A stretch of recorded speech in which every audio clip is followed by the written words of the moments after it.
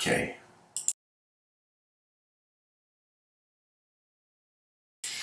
Hello everyone, welcome to this morning's early morning episode. I wanted to speak about a very interesting idea, and I found also the perfect picture for it, and I thought now's the moment. The ideas are fresh in my vision, I should share. I thought about the home of our ancestors, and I noticed that there has never come a moment in history such as this picture we see here. That means I could fathom kind of the conditions of my ancestors. They were still on Earth, but there will come a time where the species will have ran out its kind of games on the surface of the Earth. This is way in the future. I don't perceive it any time now. But just this idea that the home of our ancestors, I feel that on some level it's, of course, a physical location. It could be not like the home of our ancestors.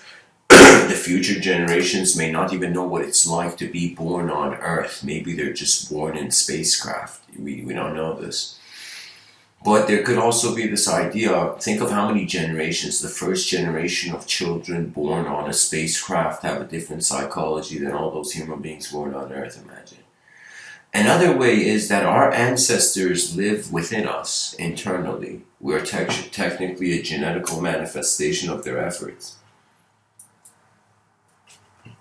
So our ancestors are, in some sense, our genetical being. But also what they were looking at. Sometimes I wonder how far my ancestors saw in the future. How far they cared to see the future. How much they were just satisfied with whatever was in their moment, or did they roar? Did they rage against this existential question of our lives? You know, on some level it's incredible, and you can totally, like, if for young children, if they say, what's the meaning of life? You say adventure, there's more to see. Why? Because that is really the case. We all have a sort of range of sight, and from that range of sight, we move on. For me, it's been like I could say it's been a while where I have not been shaped, not as shaped, but how can I say it?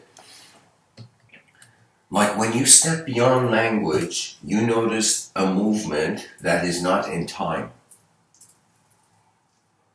I feel in front of your eyes, again, I mention this in every talk, that phenomena is, that's the outer realms. Phenomena is objective. Phenomena is conditional. This physical body is not going to be forever. So if there's a certain level of conditions that we entertain.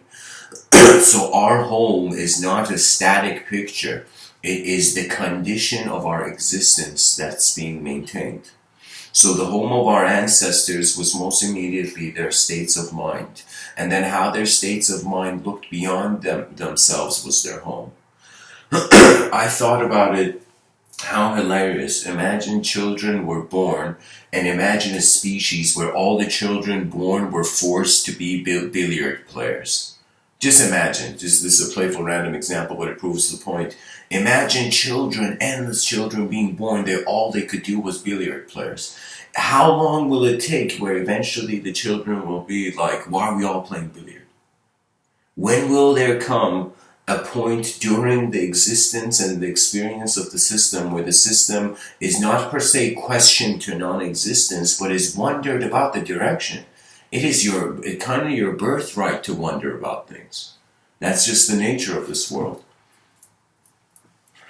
You see, this woman right now in this picture, I could totally see what's going on in her eyes. In her eyes, she is seeing two types of anguish. The anguish of leaving Earth and never seeing Earth again, and the anguish that children, in some sense, where will they be born? In what states will they be born? Alan Watts, he has this talk on parenthood. I'm gonna share it for people here. And Alan Watts spoke about, he's pretty much saying that it's kind of like this. Either, I remember hearing this from someone, they said, either you discipline your child or the state disciplines your child. How fascinating is it? That it's not all just the child's fault in this world who they become. It is also what could have been given to them, what they missed out on. There's various dimensions, various realities, you know. So many things change that on some level we have to build a dynamic spirit of civilization.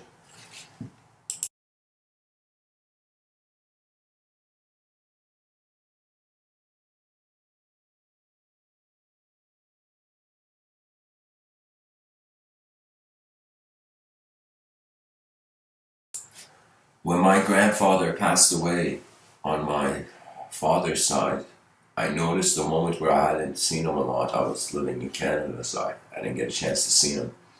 And he existed to me in my memories. And then I wondered about his forefathers and, in some sense, wondered about all the human beings that had existed. And I wondered, what have they been walking for? And I would always notice this as a child. I would see it in the eyes of people older than me, much older than me, when they would see me, that it's as if like all people on some level have a sense, I feel, of how long they're around.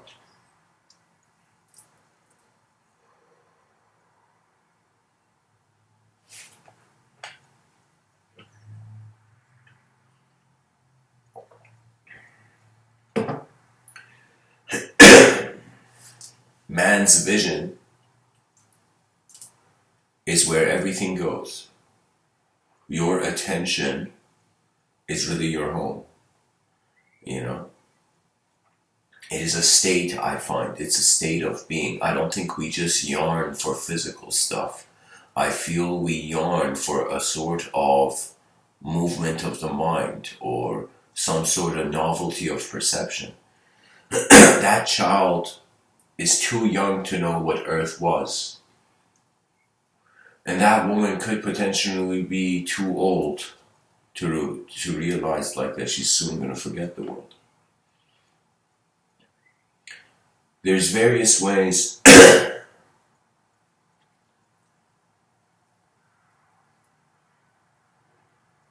that man's relationship is really based on his ecosystem. I mean, when you think about it, it's like when you think about what an astrophysicist is, that's an evolutionary creature that is now aware of what is beyond the planet, beyond the ecosystem, more like the galactos system, you know.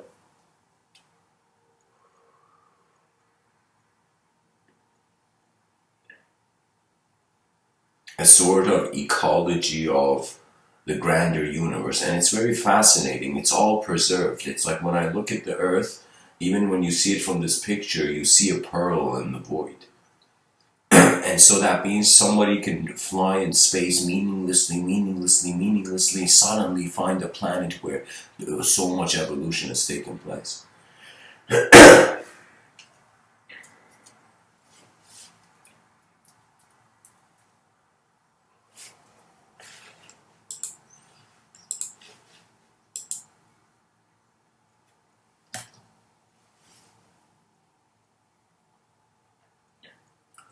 I have wondered about my future. I have wondered about the inspirations of my past. I have often flown past my memories, constantly trying to see, what did I miss? What did I miss? And I came to a recognition and a realization that the earliest thing I missed in my life was how to interpret change.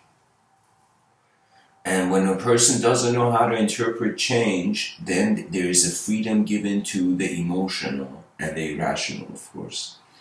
We are creatures that I consider, just like we have a bunch of different organs. You know, we are one physical. We appear as one physical body, but behind the skin, it's like this very rare, unique composition of biology, like the cardiovascular system, the nervous system. You know, these are very complex, natural ways that nature is behaving right now. You know, just when you think about what nature is doing, it is kind of like, nature, you crazy? And what is it about nature that's very crazy is that it moves without a meaning. It moves first, then the meaning comes. And I think our species has forgotten this. And we think that life just has to have a meaning. It just has to have a purpose. We can just do nothing and everything is there. If you do nothing, in some sense, you are, let me tell you, a person cannot just renounce physical stuff. In yoga, you can renounce selfhood. But usually it's not verbal, so nobody brings it up. But the whole point of it is that we are a phenomena with unknown variables. These unknown variables make us never be certain about reality, so knowledge endlessly updates.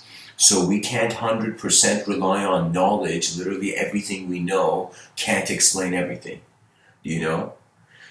So man has to learn from the greater behaviors of the world. It's kind of like the shaman was doing the same thing as the nature photographer, but in the inner realms for how the world moved as the self. You see, in front of your eyes, you are kind of a self that moves in the world. Behind your eyes, your attention can be the world that moves the self. So all those people in their inner realms, them thinking their third eye is open and seeing beings, no. They've simply found a freedom to perceive different worlds. Because they can perceive different worlds, their subconscious entertains, allows it. So it's about a study of how the mind is being the self, and also the study of how the mind is being the world. That means before you were a child, like when you were born, you think children are born with like individual personalities? No, their mind is just being the whole moment, being the world. So the mind has endured through a lot of just being. So there's no fear of just being. Is anybody afraid of existing? No, they're just existing. What we fear is the progression of this existence in accordance to a preset value system. So I'm telling you, morality, everything that a person thinks is fixed about themselves, it changes. And really, I wanted to actually name, before I named the title of the episode this, I wanted to talk about something where it was literally like the self is not in reality. Can someone tell me where we can find the idea? We can see the body is in reality, but the concept, how we are a subject, like when you talk to someone, how they're a subject, that's not, do you see what I mean? That's unknown.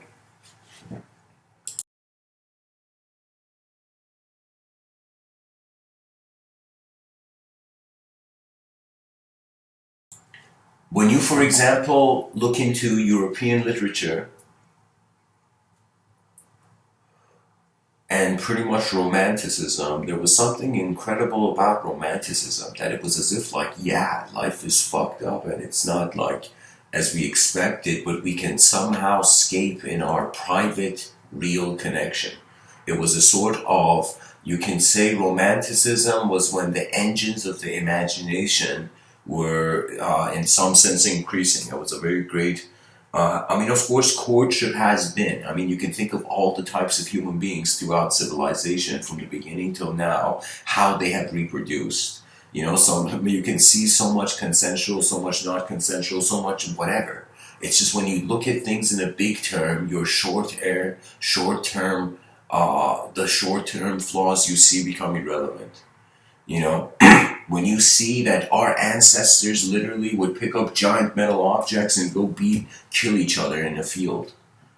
Like literally we've evolved from that to now speaking. Now it's like the concrete jungle. We are physically in behavior civilized. This is why anybody who gets angry, it's kind of pulling the whole species more towards the cave. So anger is like if an alien came down and saw an angry human being, it'd be like, okay, this creature has issues,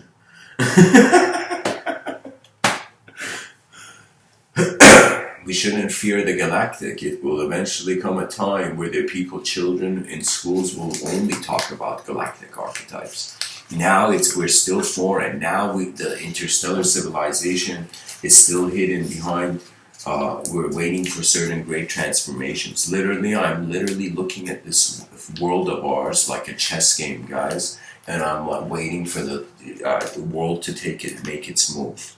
And what I mean by that is that reality is a progression of various systems, each with their own hidden vision. So when you really go in society, or when you're in a business context, or when you're sitting, negotiating, you know. That's a situation where it's all about where the attention is fixed on what the values is. So ultimately, it's like when I wondered what is it that two people negotiate and they come out both smiling and they signed a good deal for both sides. What was that? And then I realized what it was that both sides were seeing enough of a similar picture to agree. So you might not believe it. Sometimes you can speak to someone and they may never be their real self in front of you, you know? Some people don't trust society automatically, and now the world is being given weak mindsets, so people feel depression is a dragon. But it's like, it's literally before the word depression, what did people do? They just walked. They kept walking through whatever was happening to them. They continued. They kept standing. And that's the value. That's the honor. I don't feel like an honor like we've made great decisions in the past. I just feel that honor that we made decisions and we went forth. After some point, it's like, of course, an empty room, a sphere in a vacuum could be meaningless, you know? Being a nihilist is the easiest thing to do. Sorry, guys, just hold on a second.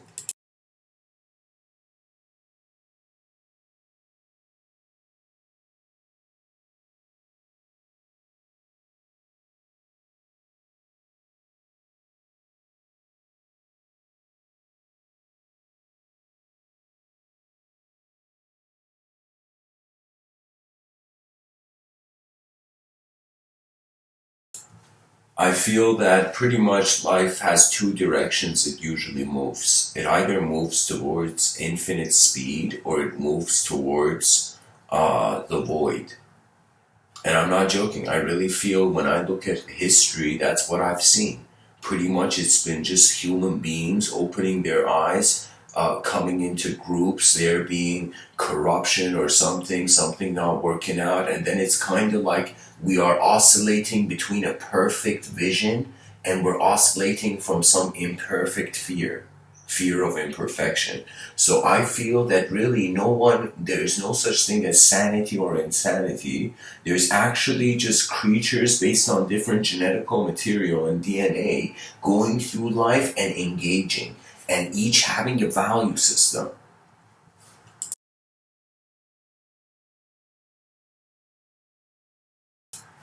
You don't know, I've seen religious people who they are only religious when religious people are around. Do you know how many games we play with the world? And do you know that there comes a time where the person wonders about what is this nature of sin? And you know what it is? It's missing out. It's the feeling of missing out. And that's the nature of life, guys. Don't think this life you can do everything. Every decision is like how the pen is writing the sentence. You know? There comes a moment, though, where those who have dwelled in the normal, those who have tried to endlessly for eons just buy the next idea, buy the next world.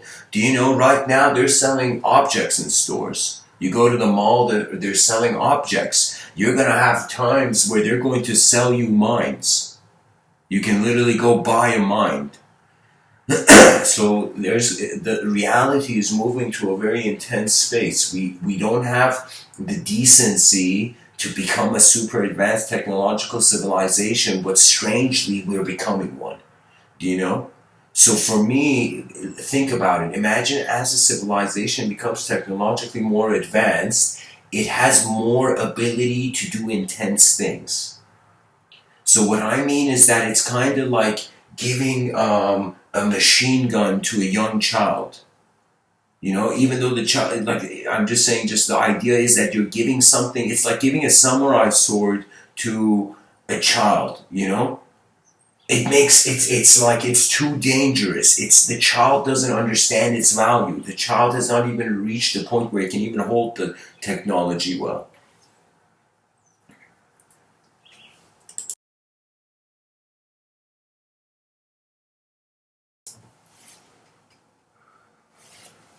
Pretty much various stories are just projected. History is a story engine. just life. You just wake up in a story, you do some things, you're trying to change your story, that's what your future is. And this whole time, we don't wonder about the value of experience. Like when you think about experience, you look at what exists. When you think about existence, you wonder about how you experience it. It's an endless loop. So I'm telling you that the point is not that this life can be a painting. If we want this life to not change, then believe whatever you want. Believe this whole cosmos is in a shoebox and like never change your opinion after that. You know? Because the belief is just a painting. Literally, I say this, that beliefs are like a picture you took from the wall, you know? It's like literally, and you've brought this picture so close to your eyes, you can't see anything outside of this picture. You can't even see the picture so clearly, you're so close to it. This life is about realizing that certain amount of it is allotted for the expression of your inner realms.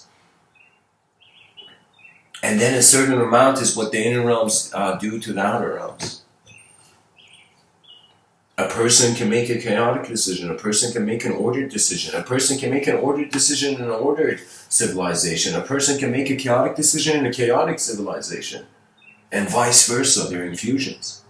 So for me, I pretty much kind of, guys, thought about the 4 types of, like this was a model I had, where I was thinking simply that what is a way that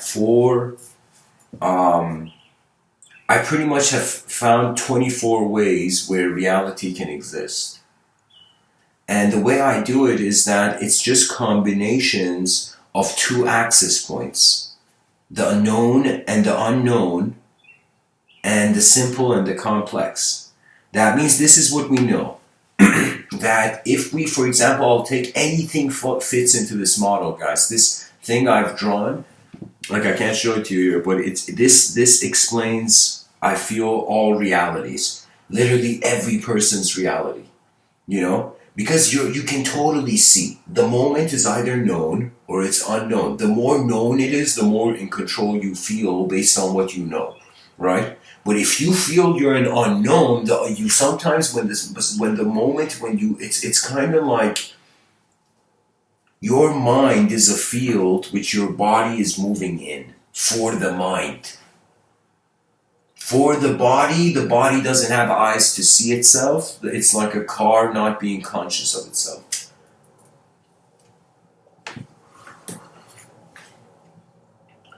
There can be, in some sense, a known, there can be unknown dimensions that are both simple and complex. There could be known dimensions that are simple and complex. Really, it's just an instant, nanosecond kind of analysis of phenomenology. For me, a lot of the world is speaking before I need words for it. It's like everything, first of all, has an image. Okay, and if you're someone listening to me, let's say your sight is not accessible, your task would in some sense be to wonder about your mind's sight. That means we're human beings. As long as you're alive, there's some sort of conscious retention. Because there's some sort of consciousness to form, there can be a character, you know? You know, it's kind of like what separated the god from the titan. The god knew it was free. The titan didn't.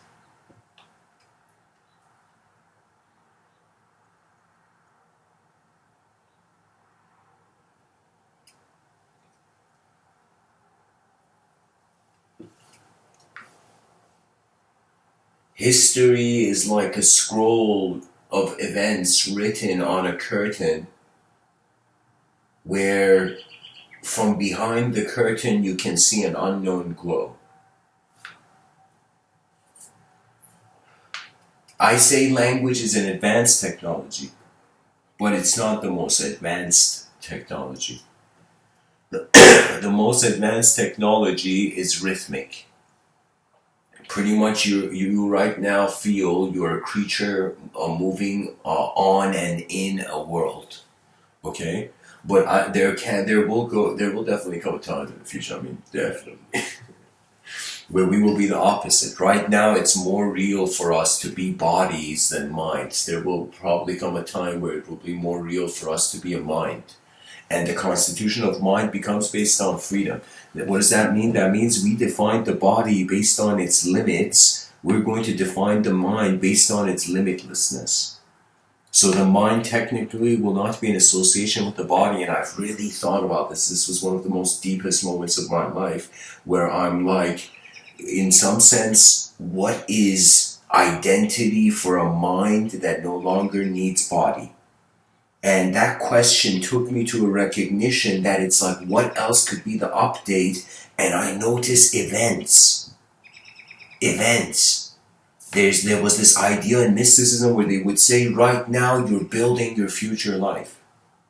You're planting the seeds of how your eyes will open. And if you live truthfully, your eyes open more truthfully in the Vedic context, in the Buddhic context. But if you choose to be dishonest, then, well, you will have to, it's like the echo, you can't push a door and not expect the person behind it that the door hits not the same.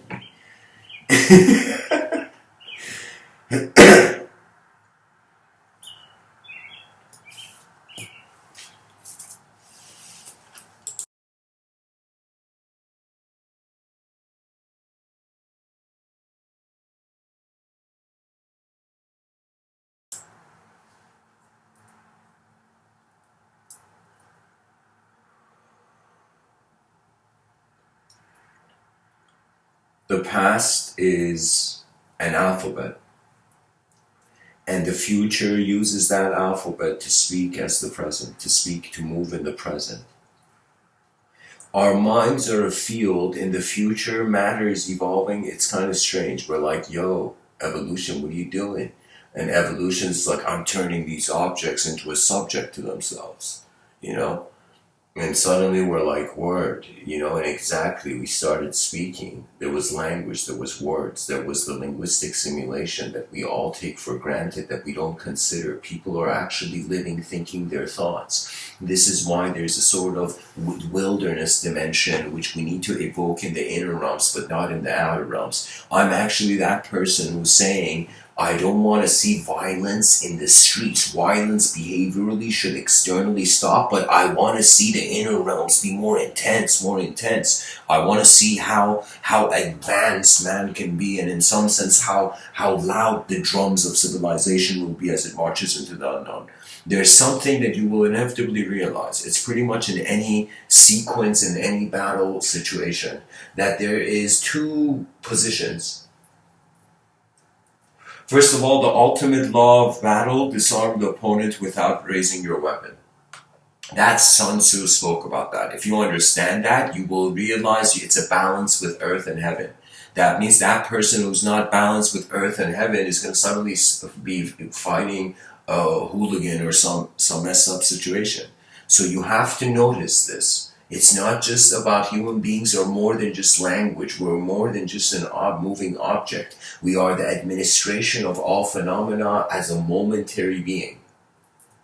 So think about so many different things as I'm speaking right now on a cellular level, what is happening to your body. And if the study of consciousness surpasses the human form, it's going to be strange, because the home of our ancestors we will become technically, if in the future we are a collective field of being. It's kind of weird. I was like, why is mysticism speaking so much about oneness? Why? What is this ultimate unity with everything? It was an incredible question. I was like, what was the yogi after? And it took me a while to realize the yogi was only waiting for the divine to move first. That's it. When the divine moves, then you realize there isn't a sort of knowledge. There's a type of knowledge, yes, it's your intellectual precision, it's the storehouse of your clarity, but then there's a type of knowledge which is your awareness to living events. So there has been times, guys, I've entered a room and just taken one step into that room and literally didn't go any further. And there was a sort of presence in the room, as if, I don't know, it was as if forbidden. I would say poetically, it would be a sort of, if there was a forbidden intuitive restriction. Many times in my life, there has been not a voice. I've realized that I'm not a, you might not believe it, but in some level, I'm not really listening to the world. What I mean by that is that my sensory perception, I realize whatever I choose, it happens. So a lot of biology just happens.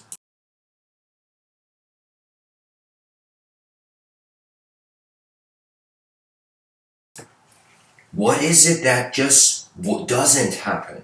And I notice the only divine thing is the space we can move in, the effort of direction. Think about it. We are creatures with dreams on a rock in the middle of nowhere. How fascinating. You know, I think instead of using the word sanity and insanity are going to become archaic. What's going to become is going to be those of the sky, those who are looking at the sky and those who are looking at the ground. There's no longer going to be sanity or insanity. When you look at the sky, you see the value of freedom. When you look at the ground, you feel you're chained. You know, sometimes it's the identification with identity, with your attention. So I'm telling you, every person's DNA is literally another way of saying how your attention moves is a rare occurrence, and you're the only one who can study the only eyes you see.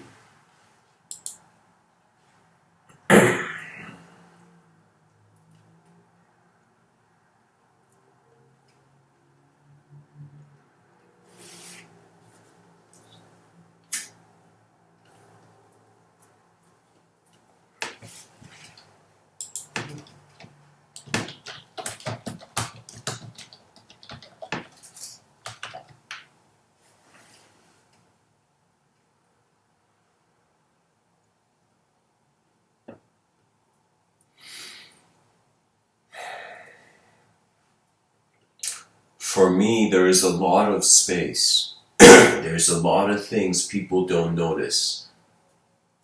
And simply it's because we're not that multidimensionally advanced yet. It's kind of like trying to, kind of wondering about an advanced civilization is trying to wonder, like, how do you straighten, a smoke cloud? You, in some sense, see it's like so dynamic, it's so moving. Anybody who has spoken about geometry, they've also seen how life has not been so curved. It does meaningless, non-linear movements.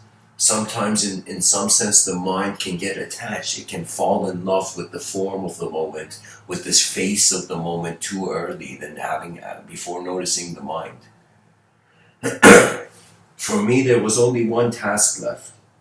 Once I climbed the mountain of myself, once I climbed the value, when I saw the ultimate result, it's like you guys, like the listeners may not, like this may not be real to everyone, but I feel I have lived my individual life. And I feel I have died. That in that life I want myself, that life I wanted to live for myself, I feel I reached the evolution of it. And then all those things I personally desired, it became, I saw, it's like once you see how something works, you're no longer that fascinated. You know, I experienced that when I graduated from film school and I looked at every film and I no longer could watch films because I was seeing something deeper.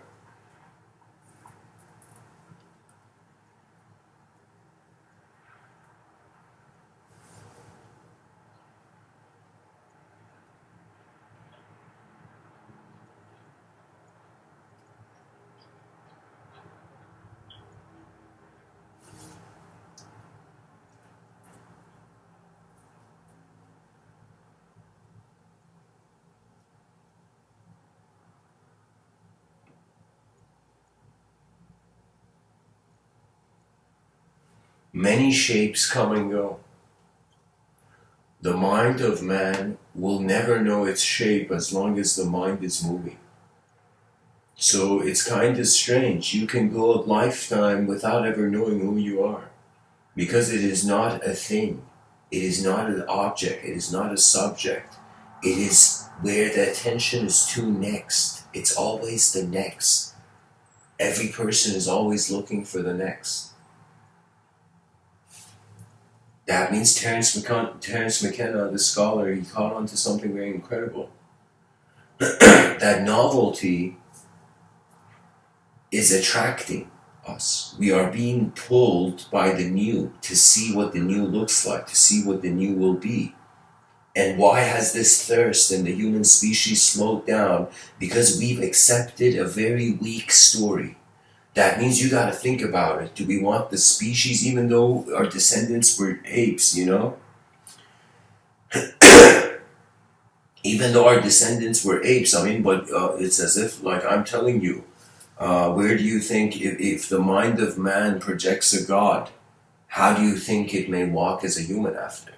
The mind of man can try to embody psychological positions. That means just like how they say an idea can possess a person, but that word is archaic. What it means is the persons just can't get their attention away from that, you know? For me, I'm just trying to say that people don't realize the literally human life. You are like this hyper advanced instrument. You know, you were a creature from wilderness of the jungles. Now you've come in the concrete jungle and you think your genetical memory is now accessible. This life the point is not to be savage. The point is not to have things. The point is to witness an efficient update in the quality of life. So for me, it's like, okay, not everybody, like the way the civilization is, technically it has enough resources to feed the world a couple times over, but it's badly allocated. That means it's very obvious. The world needs way more managers. But really, more than it needs a manager, because the manager is also just following the instruction. It's just following this organizational structure, you know? So the issue is that, one, the organizational structure has to change, but how can it change when so people have become dependent to what it is now? So the idea is that we can't change the past. We can't literally, this civilization 1.0, I am in no way, even though I speak about a new civilization 2.0, I know in no way have really too much to say about a world that can't change its gaze. Really, you gotta let the past endure through what it cares about. You can't deny the past its truth. And you know what that means? That means it's like when I'm speaking to my 80-year-old religious grandmother, you know, I don't suddenly speak about quantum physics and, you know, the dismissal of, you know, subjective portrayals of a personality to the cosmos. I respect, I honor the mind of that being's effort so far. And that's what I wish to kind of see. The thing was, we saw atheism become militant. If atheism could have been enlightened, that means the issue is, and of course, on some sense, atheism became militant because the mixture of it's kind of, they have definitely their reasons. Because it's like politics shouldn't be infused with a story. Politics should be like the weather. It should check at the newest, freshest thing that's happening. But political systems are updating much more slower than people. Eventually, we're going to realize what this is so ridiculous. Even though we choose one president, we should have the whole nation be enjoined in governing the nation. Do you think one nation, can one person do it? And one person is needed. There needs to be a president. There needs to be a central point. But we need the mind of that president. It's like that president has ears. And so it's as if we need different dimensions, different age, different eyes of civilization. Right now there's two challenges. To an advanced civilization, I find. One, we have to ask ourselves, what does it mean, and do we care for what it means to exist in an advanced civilization?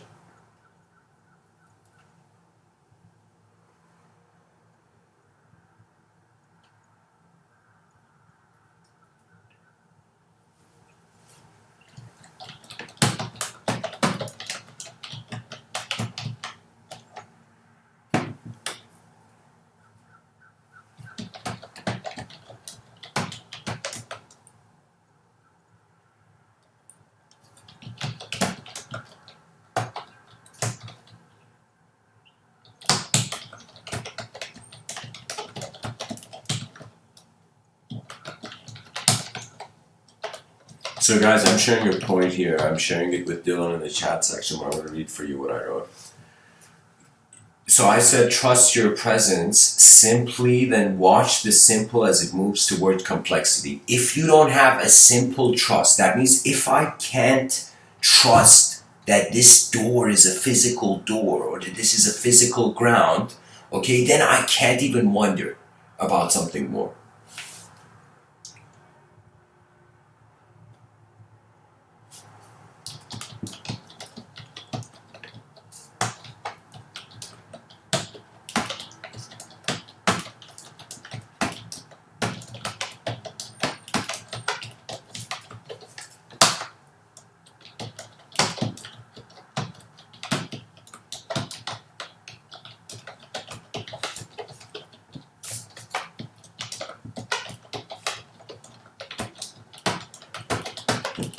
God, this keyboard is like Charles Bukowski's typewriter.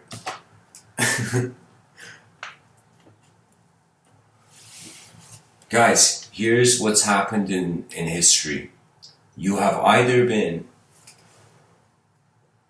authorized to be an individual, or you have either been not authorized, unauthorized to be an individual.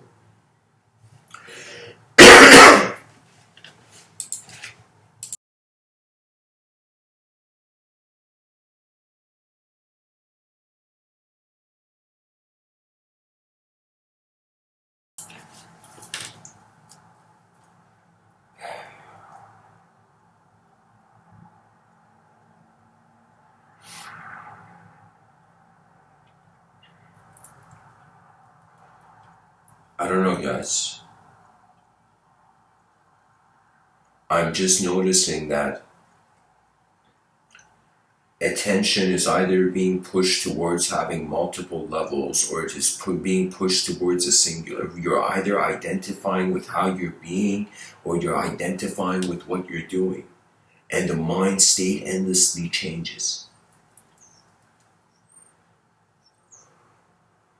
So I am saying that after some point, so guys, I'm going to tell you, Rage, in the chat section, how would I say this? There is no such thing as enlightenment for a person, guys. Enlightenment is not for a person. That's what I'm trying to tell people. You know, I'm trying to tell people that ask yourself, before any spiritual relationship, before any metaphysical consideration, what is here? And don't be afraid to see its simplicity, because we're conditioned to be complex creatures, so we think the truth has to always fit our taste, you know? The idea is really on a Vedic. I'm a different school of thought, guys, than just, even though I speak about traditional yoga, I am pointing towards something else. I'm that person who is, yoga in some sense means union. It means to join. And to join what? That individual activity that you have been identifying with the cosmic activity that has been happening. And the cosmic activity, whether you give it a will or not, is an occurrence beyond you. So it's like whether man likes it or not, the forces of nature have overwhelmed him to inevitably wonder about the reasoning. It's as if the storms hit him, lightning hit the guy more than once, and the guy was like, why me, Zeus? Why? I'm just trying to go to work. And Zeus was like, because the gods see you.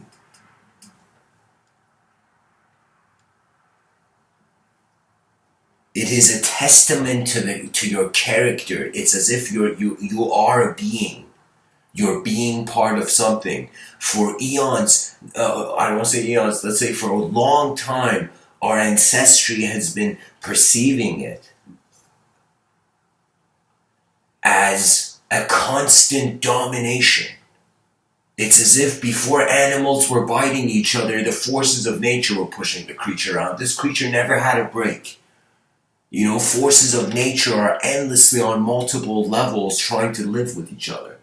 It's kind of weird, It's kind of like the earth is not just attracting to itself space debris, it's also attracting to itself life forms. So guys, think about it. Think about it that there was this central core and it started attracting particles to itself, all sorts in the cosmos. So the whole, I feel, wow. I feel, guys, this is an incredible view. I hope I can share it properly.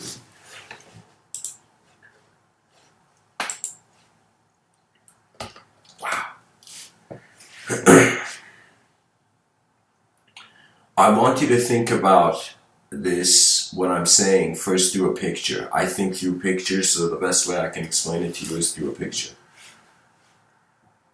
I want you to imagine from outer space, you're looking at a tiny rock, okay? It's as if some mystery, some unknown X variable at the center of the rock, okay? The center of the rock, this unknown X variable, it is pulling everything towards it. There's a gravitation suddenly. And what does that mean? That means, just a second guys, this song is, I can't deal with African tribal music right now while I'm talking about this. Alright, sorry, not African tribal. Nordic. That Nordic track sounded really African to me for some reason.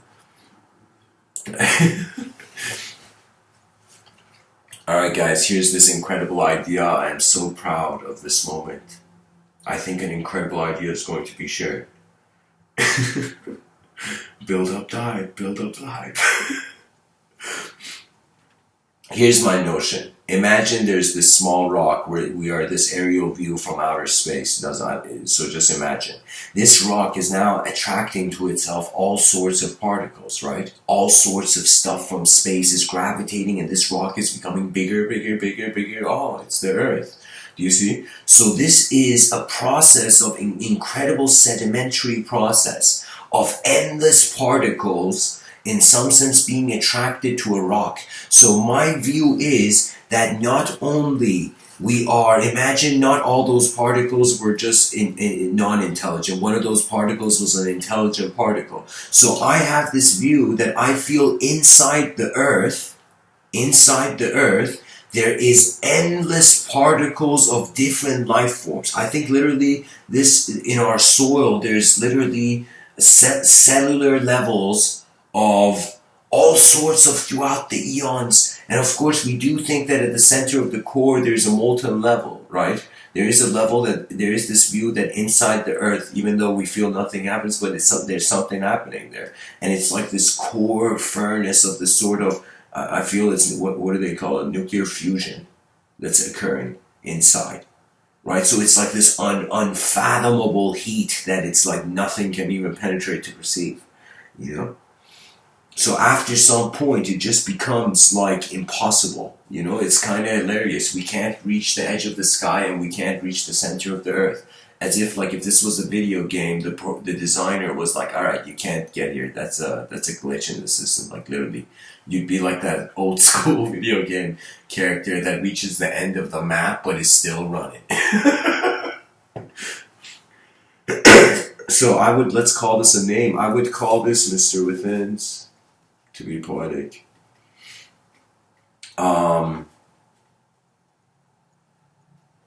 Endless life forms, endless cells of life forms planted in the earth theory.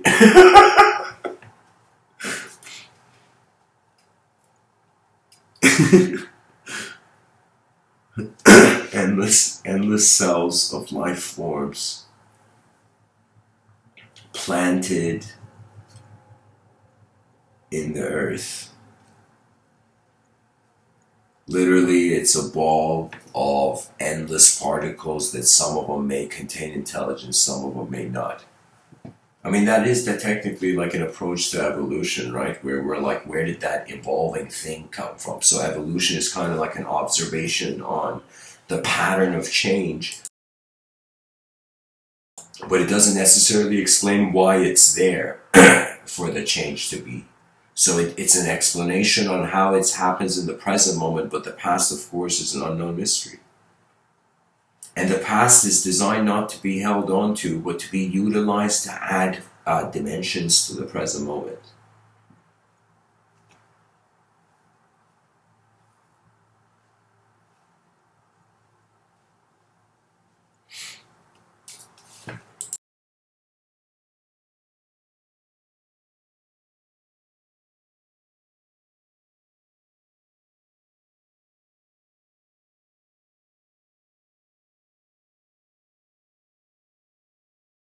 Alright guys, my attention has come to the chat section. Let me read this and see what's going on.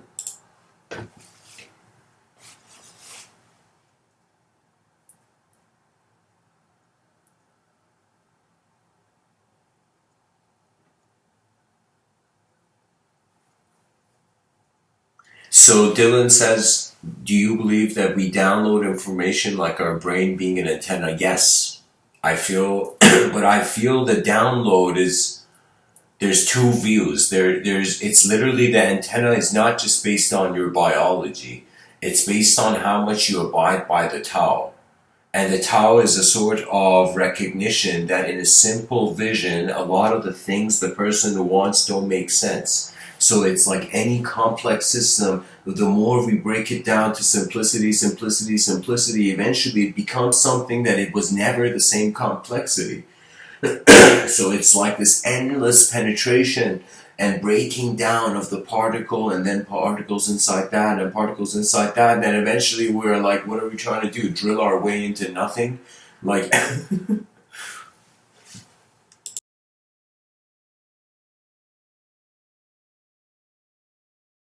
guys, I'm telling you, there's so many types of inner realms. There's so many human beings have relationships with their own mind that I don't want to comment on the personal shape of it.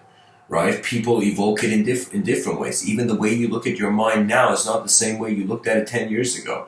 That child in the wallpaper that I've chosen, I don't know who the artist is, guys, but whoever knows, just say the name and I definitely, I'm going to put his name in the description.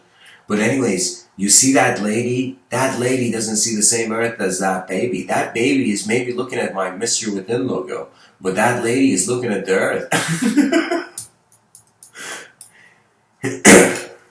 This Mr.Within, like, sentence, yeah.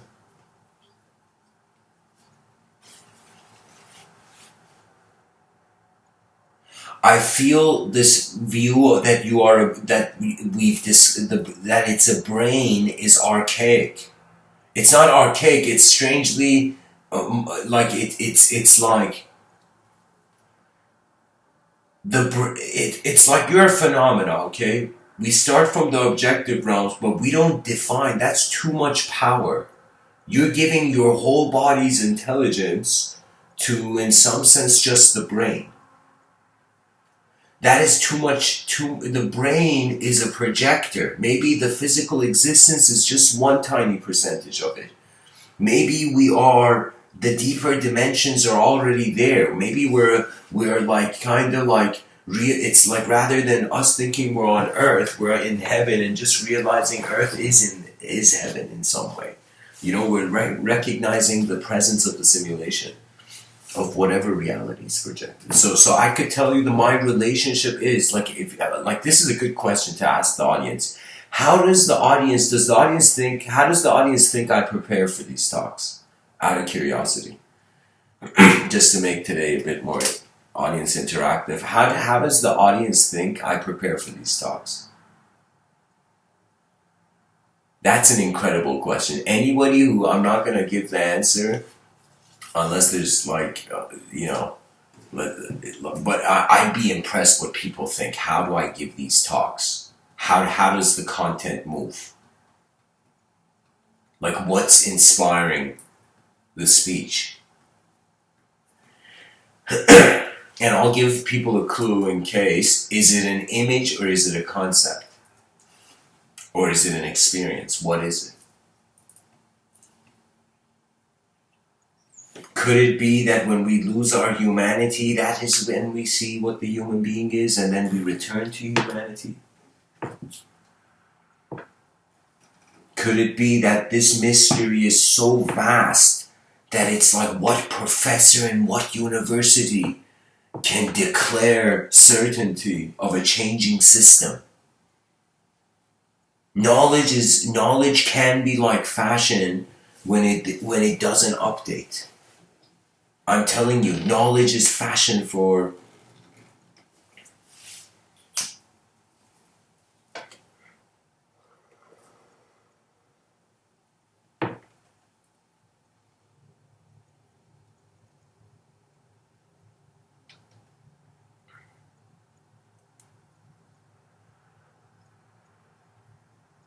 I saw the center of my inner earth, and then I felt liberated from language.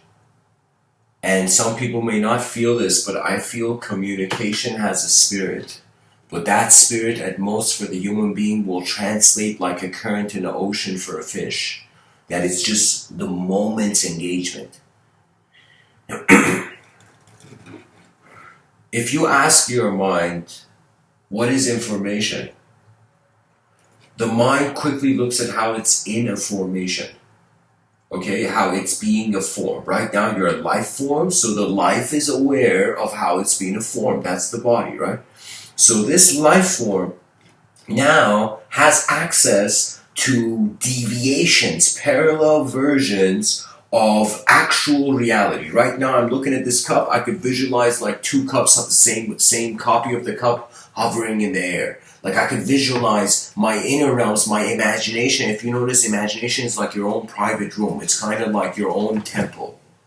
Anytime when my inner realms really move, I become super still. I literally treat it as if like, yo, something's happening.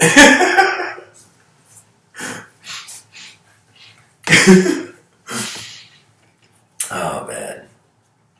The home of our ancestors is based on the seeds we plant.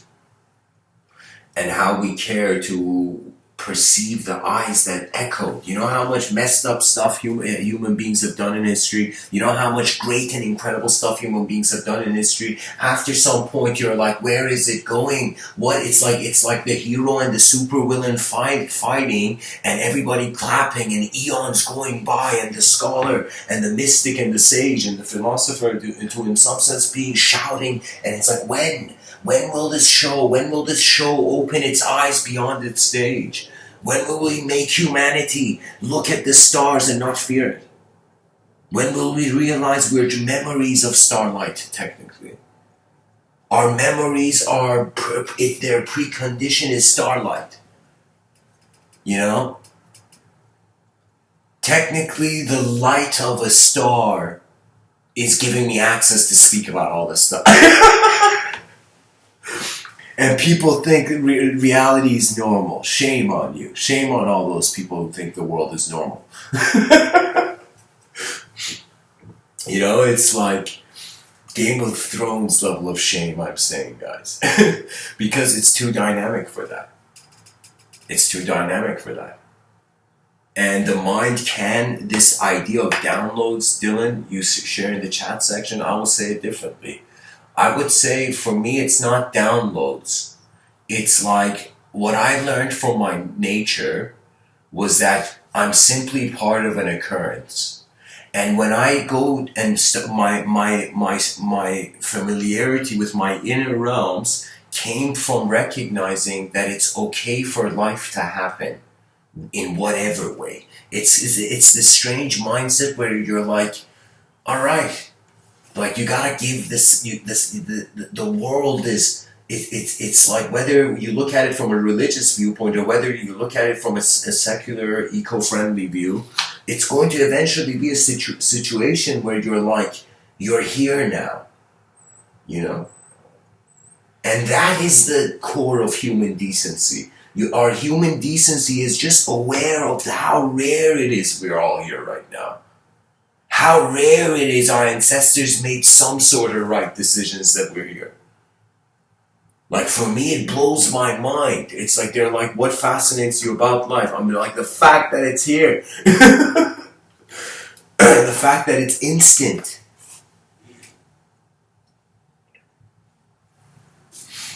The mind is not the brain.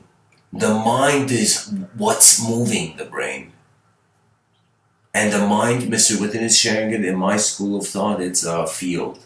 That means those who feel like their mind is a field to them, an attributeless field, they have probably experienced the edge of the witness of the plane. And what that means is there's a descension of the levels of how identity and ideology is set, you know?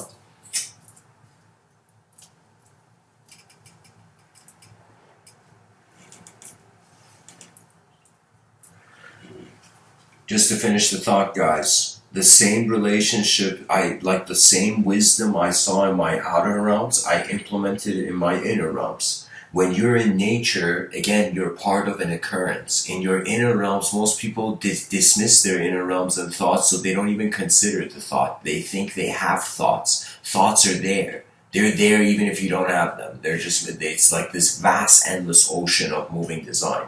It's just that when you choose to make a decision out of this chaotic randomity of endless shapes and designs in the cosmos, you're choosing to move in as design, and the designs are there. That's why I'm constantly telling people there's a geometrical dimension and view of knowledge that eventually, hopefully soon, the civilization is going to catch on to it. That language was self-imposed. These words I'm saying, they have meaning to you, but you think an alien or a fish in the ocean could understand this language? No. In some sense, it is a conditional. Languages are like even unique to the species. Like birds, I'm telling you guys, let me tell you, I've been in nature a lot. A lot of these talks, the first couple hundred of them, I gave them in nature. I was just sitting in nature. And so, do you know, it was a point where I was experiencing that nature spot in a way where it was like every day to a point where I knew I knew the birds when the birds would come. Do you know? And there was a time where I was listening to the birds. And I don't know how often people nowadays listen to birds. Listen, not just to see, a bird, nice, it flew, nice. No, I mean listen to literally, and when you see the heads of birds, guys, especially like a sparrow, their heads are, they have micro movements. Literally, they're like an advanced AI robot that instantly is changing endless degrees. It's like ta ta ta ta ta ta ta. That's how fast the bird's head was moving. And I thought to myself, could it be that this creature, by knowing it can fall and fly, has no fear of going at hyperspeed?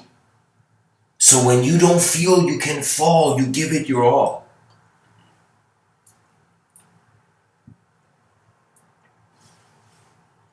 And for me, the mystery of how it's the heartbeat of a dying star that's keeping us here, keeping us able to see ourselves.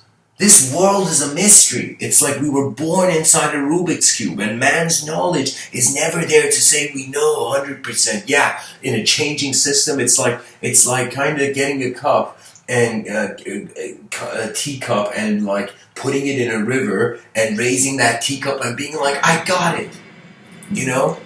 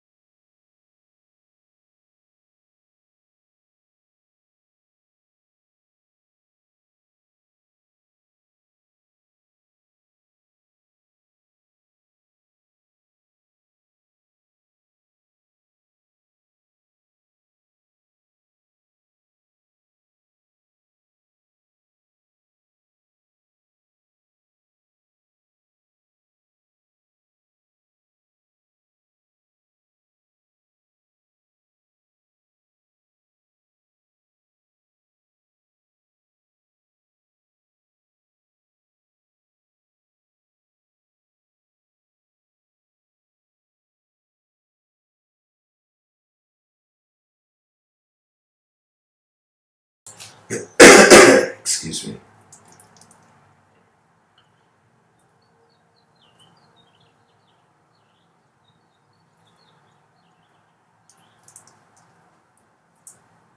Their speech is through their environment. That means animals, a lot like human beings, we live in different environments, and we have different interpretations on the ecosystem. But animals, because they all speak the language of the environment, they already know each other's minds. So when they make few sounds, I think it's only to direct each other's attention to themselves. So I think animals only speak when they want to see what sees them to some degree.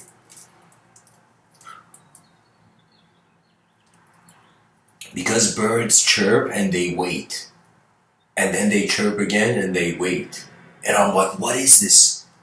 And it's not like a small breathing room, it's literally like the creature is making noise and then stopping, making noise. Like it's not just here to survive, it's not just here to eat food, it's just literally making noise and stopping. It's as important as food, water, shelter is creative expression, is the expression of the ability of your mind. And you can only keep your mind sharp by, in some sense, tackling giant questions.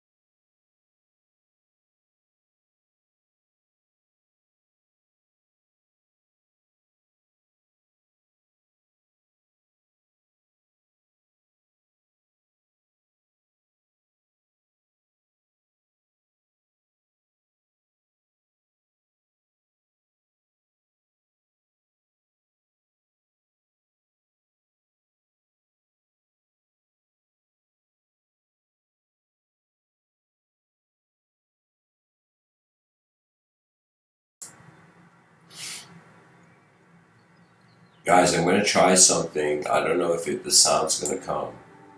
But do people hear music in the background of the talk right now?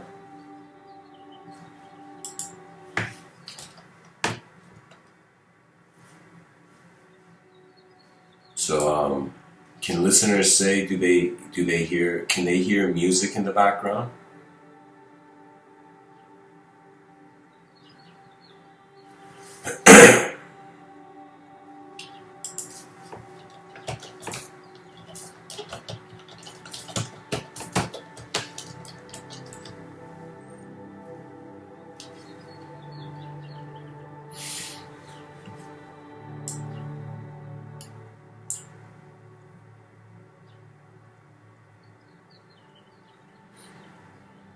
Guys, I think people should be able to hear um,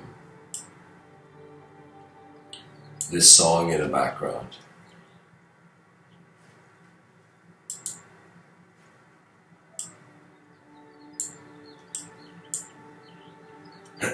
Okay, whatever. This is what I'm kind of listening to as I'm speaking. I thought maybe I shared. The home of our ancestors. What is that home? What did they care for? What did they live for? They lived for their tomorrow, never knowing what it would be, what it would look like. And technically that means we have the option of living for our tomorrow, never knowing what it would look like. Or in some sense, attempting legend now.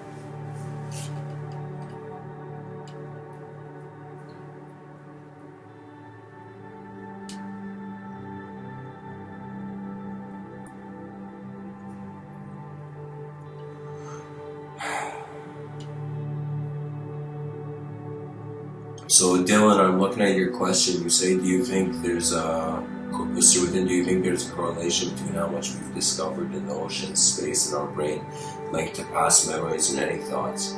I feel there's two dimensions of living. One dimension of living is in some sense like your physical existence. It's your objective realm. And so the objective realm definitely has limits. After some point you can't. Even our bodies can't even exist outside of space without technology. So the physicality, there's limits. But in regards to the inner life of the person, I don't even feel memories are needed. What were you before you had memories? What is the moment before you move? Is it a memory? Is it a thought? Is it a containment? Is it anything? Like that's a great question to ask. What am I before I do anything?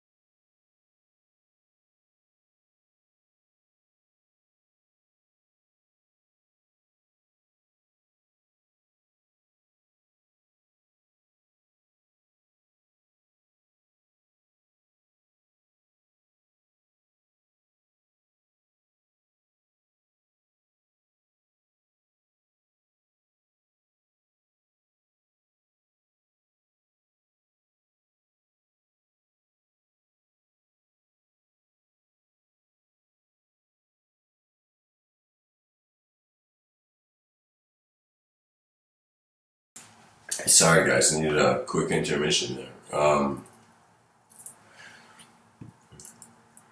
But I was also thinking of how else I could direct this. Really, the topic is I have to direct it a sci-fi direction.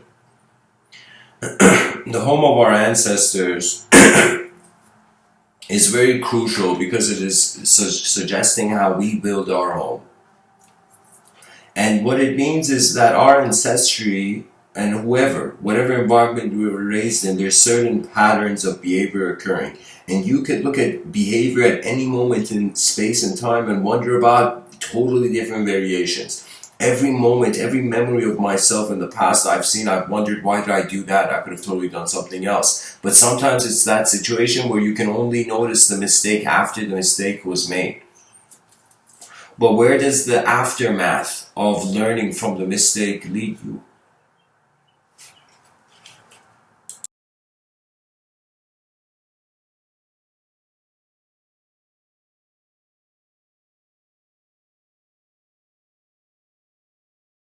I feel regardless of what the home of our ancestors looked like, where the future generations will live, I will kind of say it as maybe like, I don't know, maybe I'm the first human being to say it, but I will say it to the ears of those human beings in the future generations.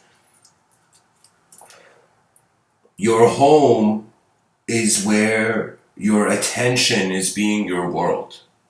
And it doesn't matter where you are, home is simply when the mind has realized its cosmic stance. You are standing in a cosmos. We are, okay, we're arbitrarily saying, all right, that nation, we're literally coloring the surface of the earth and saying that's that, and this is that nation, that is that nation.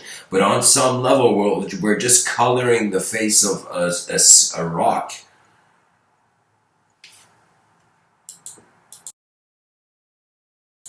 I even envisioned in my thoughts of Civilization 2.0 that just sky cities will rise.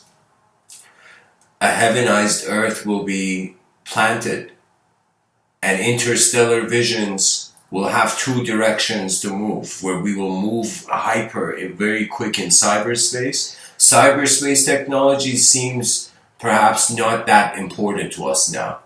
We may right now look at computers and we're like, yo, that's just technology in the distance. But I'm telling you, it's the investment of the human activity. That means when something strange has happened, something stranger than words will ever tell, then in some sense, or words can tell. It's like, imagine your ancestors. There were no phones. There was no teleportation of speech and image. People had to go towards destinations. They had such more. It's like back in the day, anybody who didn't like walking, they'd be like, "Are you silly, bro? This world is made for walking." Walking was like breathing. Do you know what I mean? But now the reality has changed, where for the first time the information comes to us. How incredible is it? Back in the day, our ancestors had to journey for days and days and days to get to a town to find a book that there was only one copy in the world, maybe, to read it, you know? And so now we just instantly just type any sentence and all the relating knowledge of it kind of comes.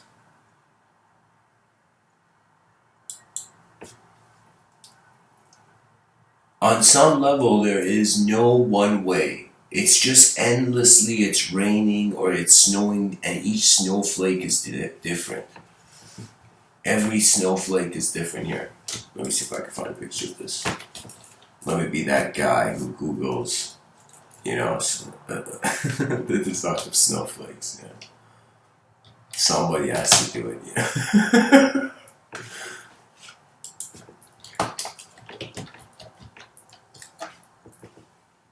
I want to find the microscope.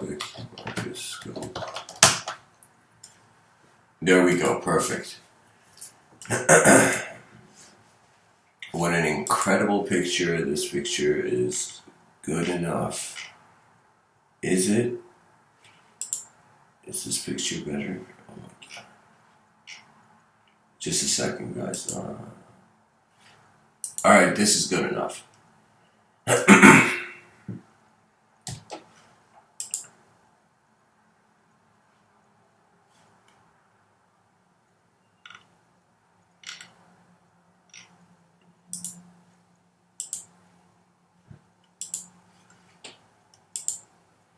So I want the listeners to look at the, for anybody who thinks that geometry is something that they only need to teach in school, I want to show you something. Let me tell you why geometry is why Mr.Within says geometry is the next great language of all languages. Because of this, guys, you see this? This is snowflakes. The white she sees is that. Look at the design of these snowflakes. I'm going to bring another picture. Here.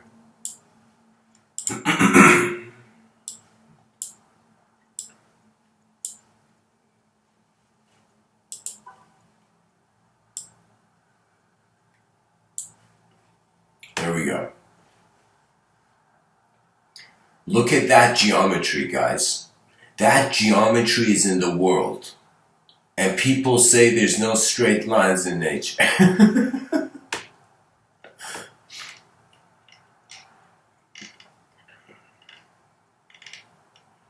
So that's my consideration of this. That the future is going to be very design oriented, and it's going to be like, look at these shapes. These are all, you can totally see three-dimensional objects in these geometrical patterns. Just think of all these snowflakes as three-dimensional, guys. Like this one here. You see the one to the right on the bottom line in the middle? The one that's really like Christmas-like? That one is literally an XYZ axis. So you see what I'm saying? There is higher dimensions, but they are not language oriented, they're geometric oriented. So you would say language right now is appearing as this artificial communication and technology, but if we somehow can create a geometrical language, that will be the hidden language of nature. The hidden language of nature is geometry, guys. And geometry, for now, man has, of course, certain, you can draw it in your outer realms, but in your inner realms, you can be it. And so much of life is geometric. Even cause and effect is like, you know, like a zigzag, you know.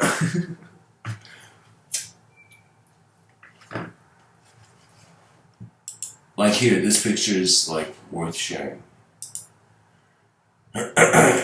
This is another picture.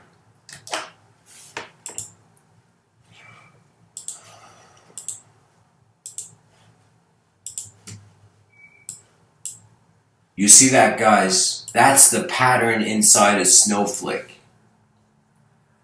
That's a snowflake for you. And we've been letting it just melt and thinking, look at that white stuff on the ground.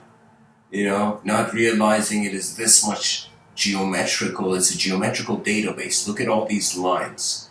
Literally, this is an architect's like, look at me, making rectangular cities when our snowflakes have the greatest geometrical displays I've ever seen.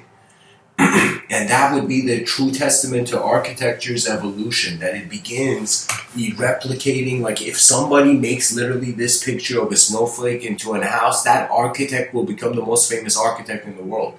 They're like, what was the house based on? The guy's like, a snowflake, bro. I made a snowflake into a house. What are you gonna do? What can you really say after that?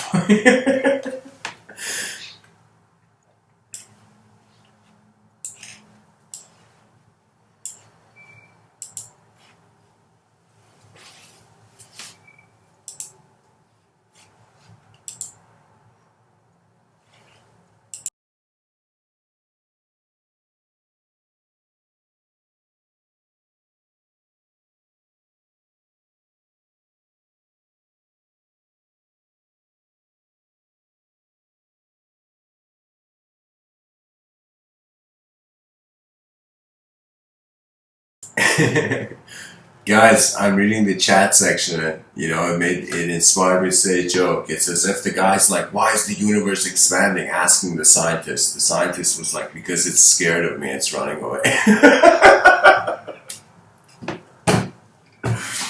Oh man, I don't know. I see humor in that.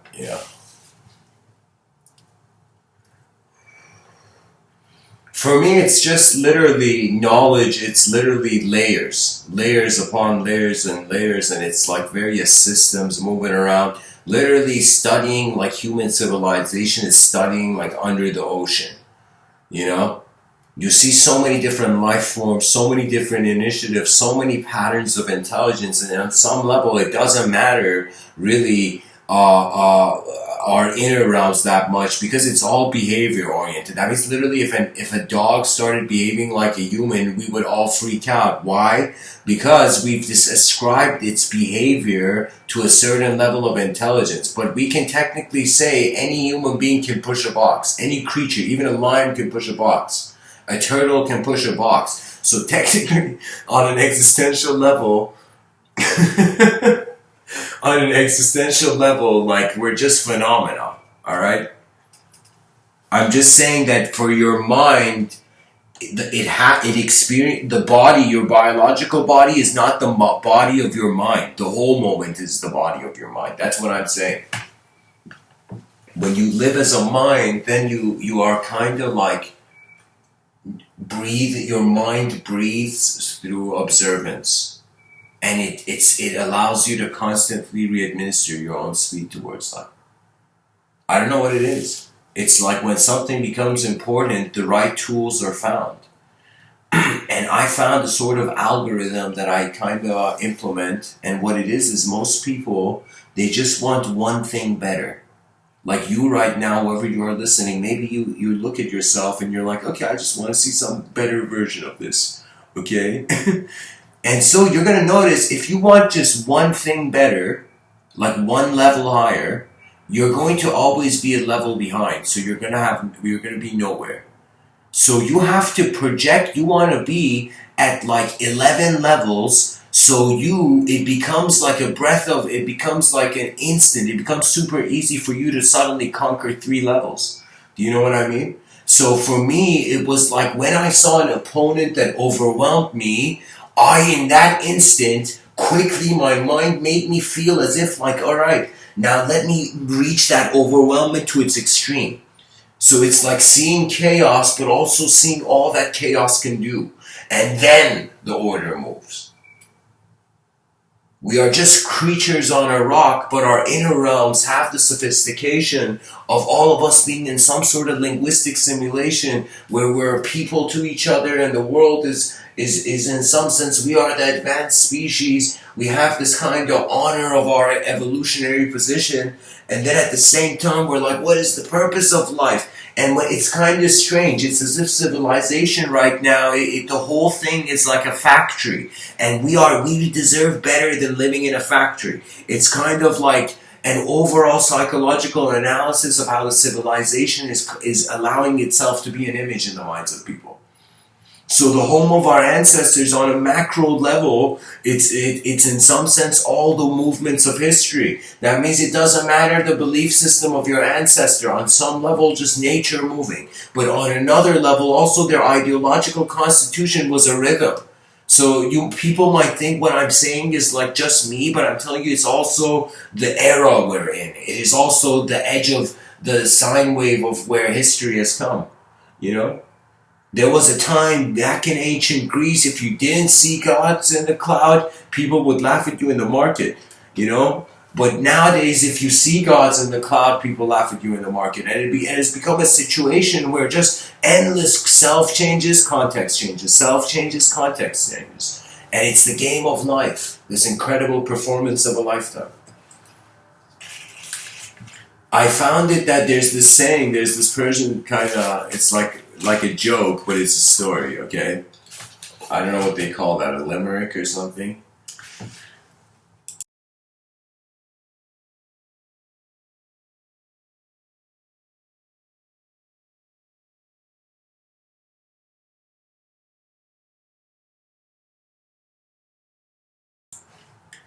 There was this shoemaker back in the day, and the shoemaker looks at his son, and he looks at his innocent son trying to clean a shoe. And the shoemaker looks at his son and says, son, and the son comes there. You know, the son sees the father is getting older. And the father says to the son, son, what do you want to be when you grow up? That question comes. And in that moment, the son looks at his father, looks at how hard his father's hands have worked in this life to kind of endure.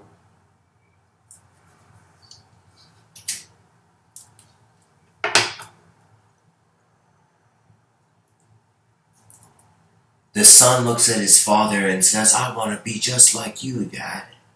And the son smiles and opens his arms for a hug.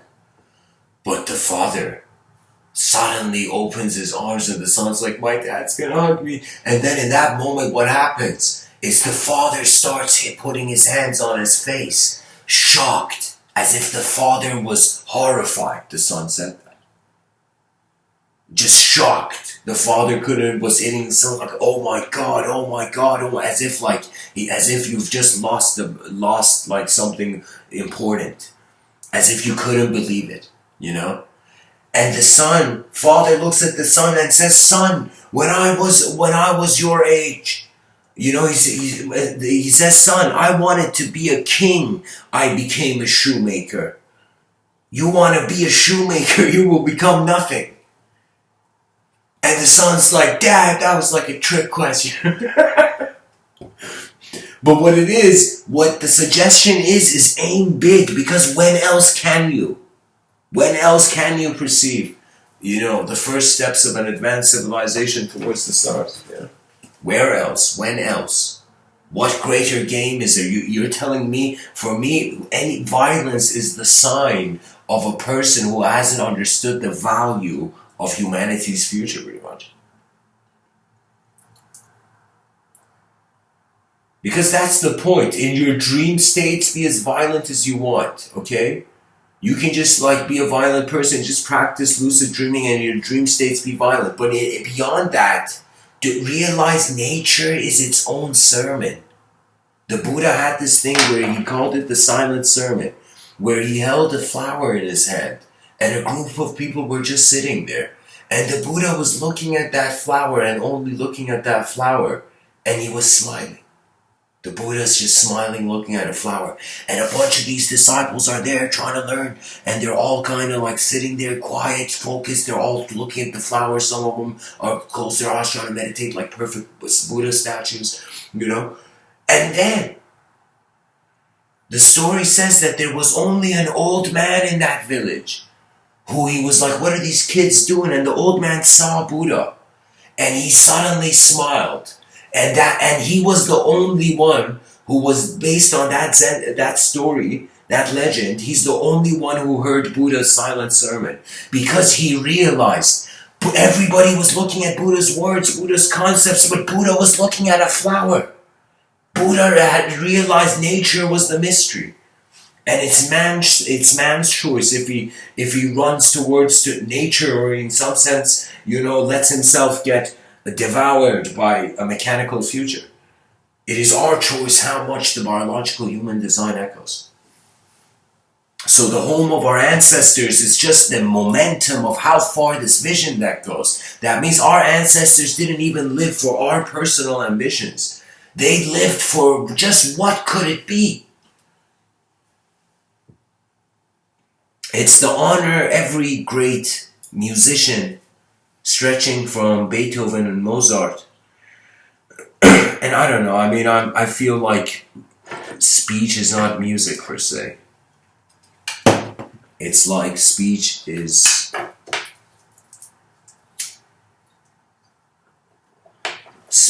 the shape of music at different speeds.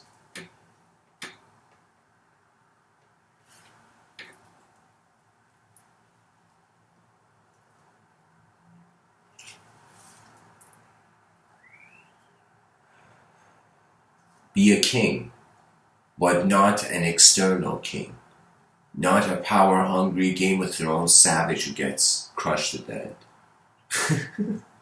Don't entertain that plot line. Just realize that you are a system of intelligence.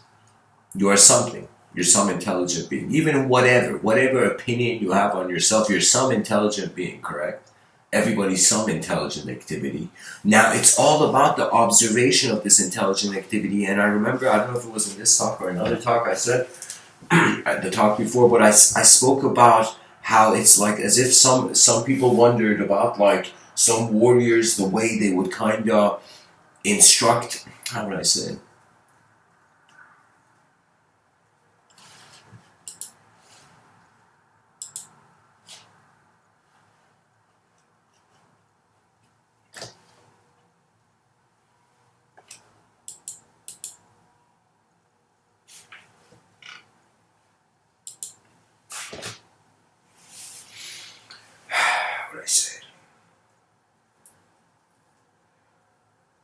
Think of everything that you think is your intelligence. Whatever idea you have of what you are, I want you to imagine everything you know is hovering in a giant unknown. So what does that mean about freedom? What does living on an rock in the middle of nowhere equals now here for the psychology?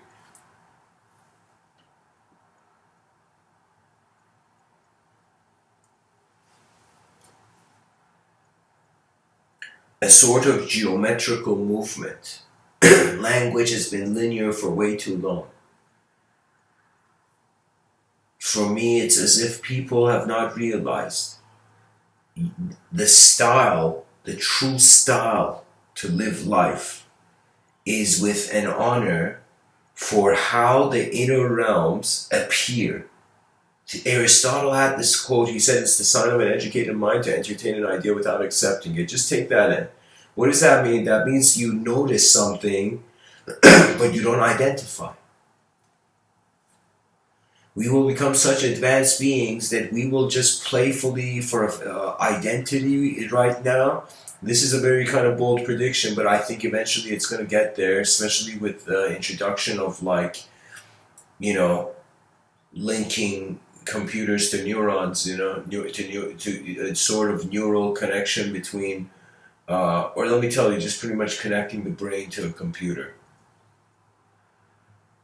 Right now, we are in the pure era of natural biological philosophy.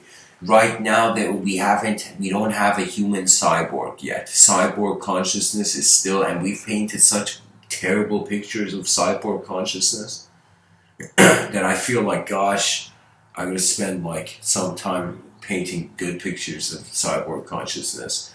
Pretty much human beings, anything they haven't understood, they've attacked. Isn't that weird? So the wisdom would be to in some sense explore how vision is being really conducted. For me, it's not my personality that moves my intelligence, it's my attention in the moment, which appears to me as just a present, instantaneous way where energy is conscious of itself. Energy conscious of itself, I've created this term, I call it the language threshold, moves at a point where language is an advanced technology, but you can't, like Tony Stark couldn't go fly, like if Tony Stark was chasing Superman, he couldn't chase him to a different planet. Like literally Superman could fly. Superman was like the glitch in the system. He was like the super, you know? But Iron Man was just like, that's as far as Iron can go, really.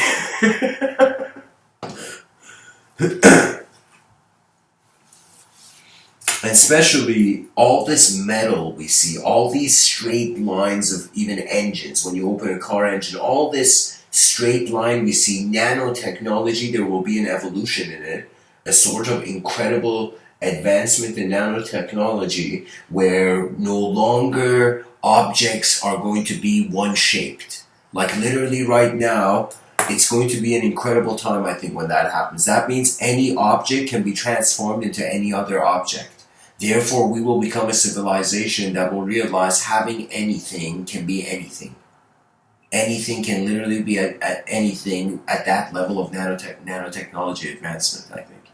So right now, it's an incredible time. Right now, we can still have philosophers that can climb trees. Whoever you are listening to this, in this lifetime, climb a tree. Properly climb a tree. That means you go there, you just put your hand on the tree, and for a second you honor the whole existence of your own moment and anything that's within it. And then you just trust the moment, and there's no thought, it's just feeling, and you just climb. And be smart. Always be smart, because sometimes when there's nobody around, you're your own guardian. So you're given your intelligence is your defense against whatever happens in the moment. Your intelligence is your observation, your attendance to like the weight of the branch you step on, you know, to how far you want to go up, to what vision you're going to go up. Sometimes I look at a tree and I look at the different branches and I'm like, which branch is going to give me a vision and what is it going to make me see? You need to have a geographical awareness. In my youth, I would climb a lot of trees, guys.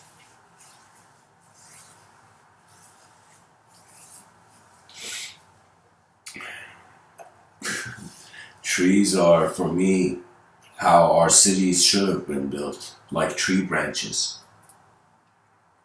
Literally, we should make giant tree cities. Literally, same geometrical design as a tree.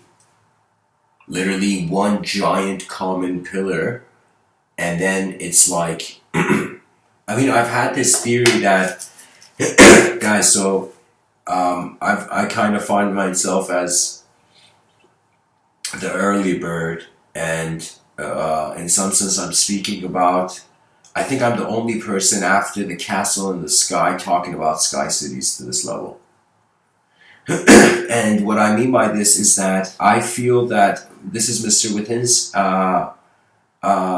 strategy to bypass extinction is civilization to 2.0, which has three phases, and it's a period of 2,000 years. Where I'm saying the whole effort of look at society. I mean, just look at it. Just look at your car. You see a car. How would that car become much more cooler than it is if you could get on it and fly anywhere? There would be no traffic issues. There would be nothing. You just had to attend or how you would drive. So we have so many vehicle deaths because we're choosing to have vehicles. I think we should stop using cars and literally you know what I mean, and just only use vehicles when they're aerial. That could be a strategy, but I'm just saying, like, I had this idea that cities eventually become like spaceships. It's the evolution of a city, because look at it, like cities right now, a tsunami comes, it's like, oh my god, the people run away, but what about the whole infrastructure and the lives of people, you know? So technically the tsunami takes away the environment. So we have to become an intelligent city, would be a city that is aware of the environment and beyond.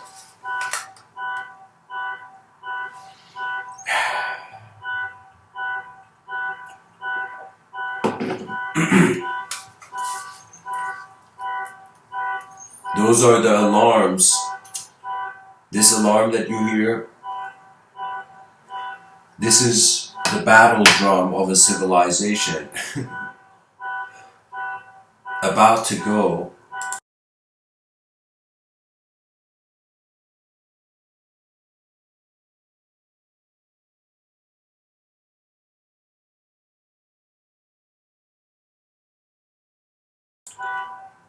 Hyper digi-conscious.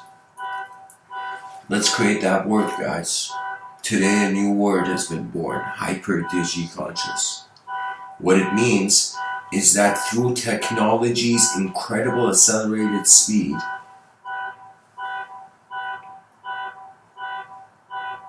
we have found nature's greater step. It's like in the future, it's not going to be like, you know, family man, his family, his wife, the dog, the pets, you know. It's going to be the dogs, the pets, the family man, the children, and everything, and also Alexa. Or I would say some sort of technological voice. And I encourage that. For me, Tony Stark, Jarvis kind of world is incredible. Because I feel it would be us learning from the psychology, infusion of human psychology with technological innovation. So you see, when a technology is born, it's not just important that the technology's utility that's important. It's the image that that technology becomes a part of in the grander painting that society is. And society is this multi-leveled painting, you know? That it's like different types of brushes are being used. There's so many ways nature's happening. As I'm speaking, do you know how many red blood cells are moving in my body? Like that's kind of like, you know, it's like even if you don't move, the cells of your body is moving. That means what appears as stillness in one dimension. Oh my God, this car is ridiculous. This car is, oh my God. Can people hear the honk?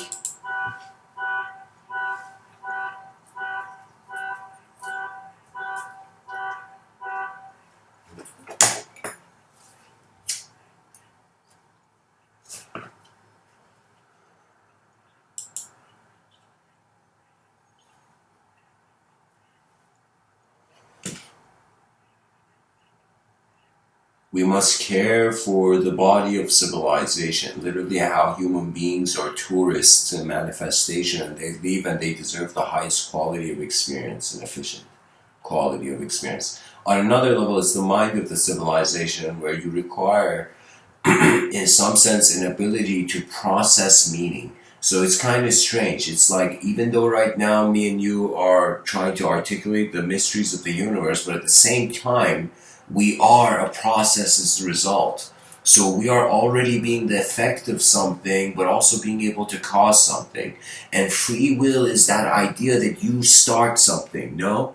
That means, why do we have free will of movement? Because we can move anywhere in the space, right? So this free will is not just limited to the physical body. I feel that the mind can move, but it moves as its whole being.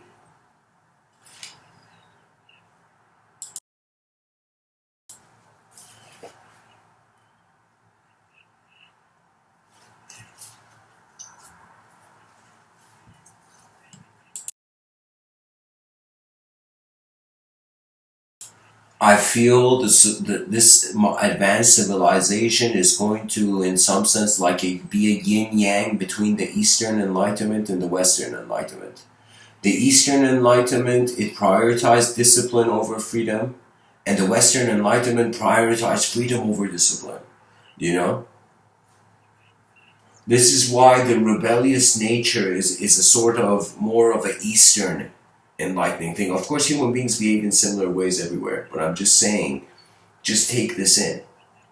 That it's all that has been happening in history has just been creatures, and how simple or complex and known and unknown these creatures move throughout history. Like in what ways they moved out in history. For me, it's fascinating. I feel that being alive is not just being a particle in an unknown field. It's also being the field that is experiencing the particle. It's like a simultaneity. There's a picture of the Sistine Chapel, guys. This picture by Michelangelo is such a masterpiece. Ooh, like when you see depth, like conscious depth that the designer, the artist has imposed, you just get fascinated.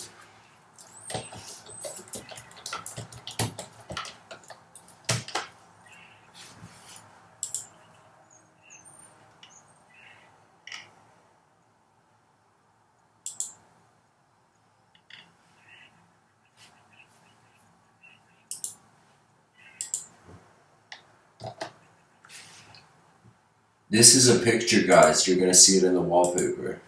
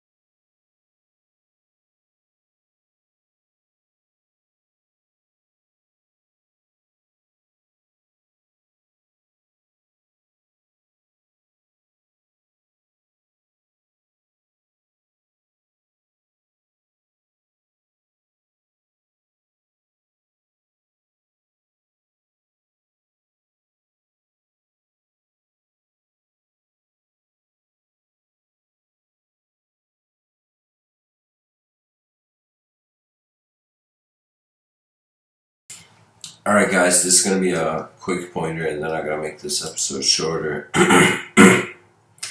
Pretty much this picture, okay, you're going to notice something. Man, that man whose finger is about to touch God, man, that man doesn't see God. That guy's just chilling somewhere and his elbow is just leaning on his knee. Only the depiction of God sees it. What does that mean? That means higher dimensions, like a three-dimensional reality. There has a three-dimensional being as a two-dimensional awareness. Okay, has an awareness to two-dimensionality that's much superior than the two-dimensional being. So what does that mean? That means man. And if you notice, there's a space. That means that tiny space means man has to just move. Man has to just move one inkling towards something more efficient and just better, like an exploration of the unconscious. And that one step instantly evokes.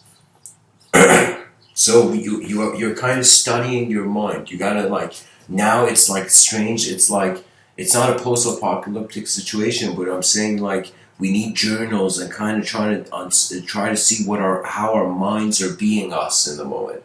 That's a fascinating thing that every human being needs to consider, I feel. Anyways, guys, thanks for tuning in. Much blessings, and I'll say. I mean, that's too quick. Let me see if there's more to say. Does anybody have any questions, guys? Now is a good time. I gotta go quick, so anybody has a question, feel free for like 1 minute to share. What can I say in this 1 minute?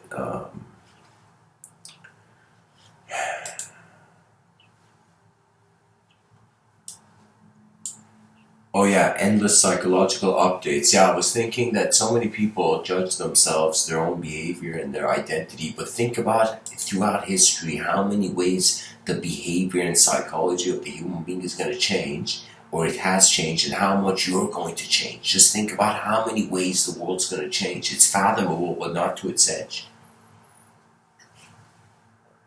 Kind of like a ratio that never hits that kind of x-axis. I don't know how to say it.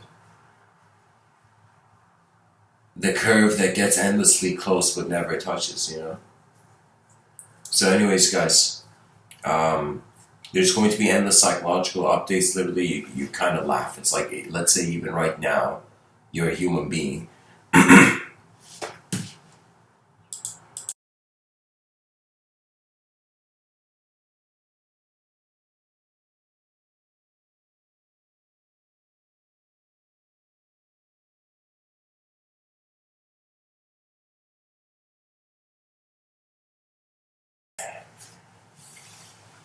I don't know, guys, I'm just saying there's endless updates. Just take that in. What are you then?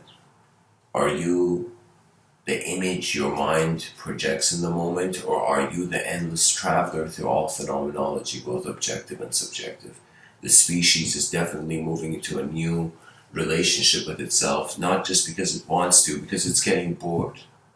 That means we're on a rock in the middle of nowhere. For how long are we gonna destroy ourselves and attempt greatness? After some point, things just have to happen, you know. So the home of our ancestors is how we realize what they lived for was to see how far we could go. Let that be your ultimate inspiration in life. That your eyes are open. Let's just see. Let nature, let nature do its work and learn from it. Nature is the ultimate teacher. The world is alive, both behind our eyes and in front of our eyes. In front of our eyes, its life is not in a personality. Behind our eyes, the self is abstract. You go ask someone, who are you, and they'll say something, and then they say those ideas you had of who you are. Where are those ideas right now? The self is abstract. I don't know how long we've not have considered this as like so many people. Right now, ask yourself, where are you? Your body is here, of course, but where is the you? That me you've been going out throughout the years saying it's me, it's me, it's me, this changing being that we are. How can we just be me? So we are the witness. This witness means you've been watching your life the same time as you've been moving in it. When you become aware of that watcher state, it's more like I don't know. It's like in gentleness, you just things just go with the rhythm of the wind. You know, you just some moments in life they're not about you. They're not. You're not meant to even put too much effort. You just go. You just go forth.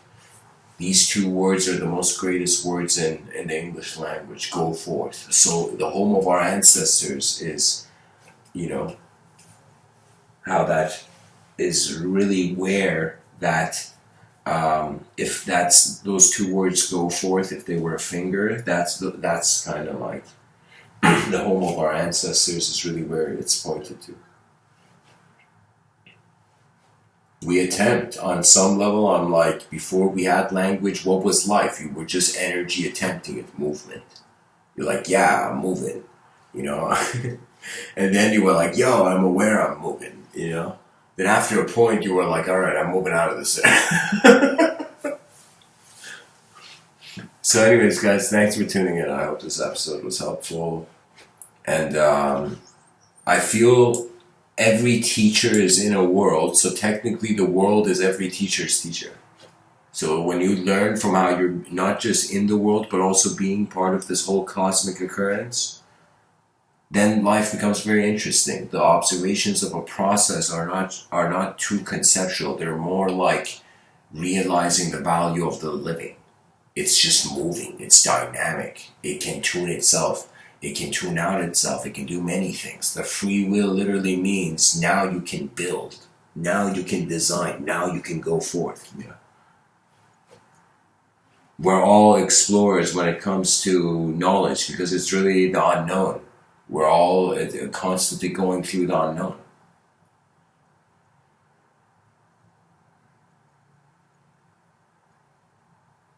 My whole every moment in my life, when I look at what excitement was, it was a moment that was unknown, but I somehow trusted it and I just went forth. I trusted that. It was an unknown that I trusted.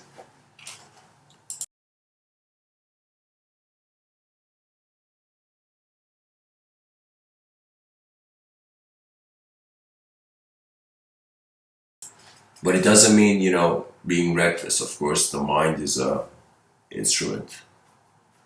It's a You have to master your own intelligence because you got only one lifetime to wonder about it, really. So, anyways, guys, have a great day. Much blessings and namaste.